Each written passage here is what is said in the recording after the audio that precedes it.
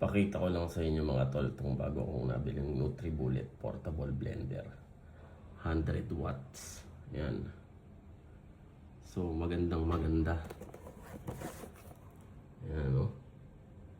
Motor base. Tapos ito yung body nya. Tapos ayan yung lid. Ayan. So may mga recipe na din siya. Ayan.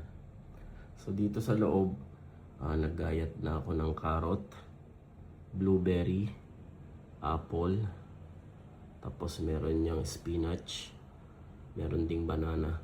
Yan, hahaluan ko na lang siya ng coconut water para ito na yung magsisilbing pagkain natin, dinner. So sana magtuloy-tuloy para healthy diet sabay exercise.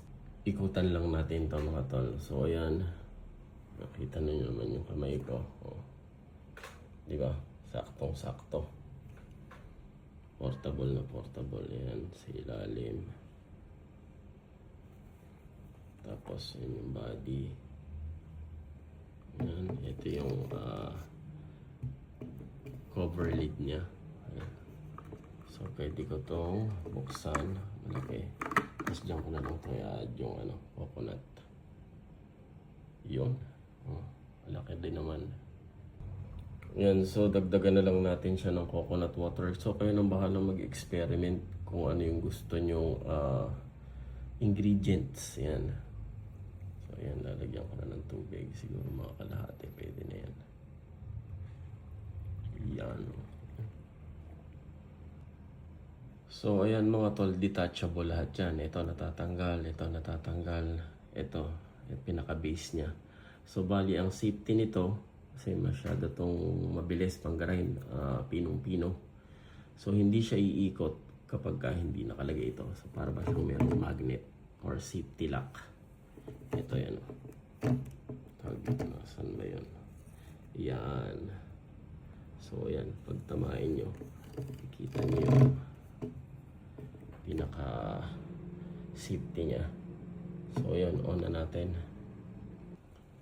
Yan, bukas na. I-grind na natin.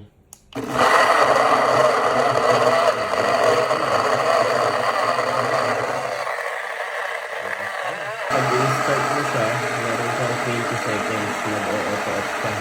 So hindi siya nag-overheat. At saka safe. Diba? Yes, tingnan natin kung mag-automatic off ka. Pinang-pino na yan. O yun o, nag-off, diba? Ginayat ko ng mga tol yung beetroot, apple, saka carrot.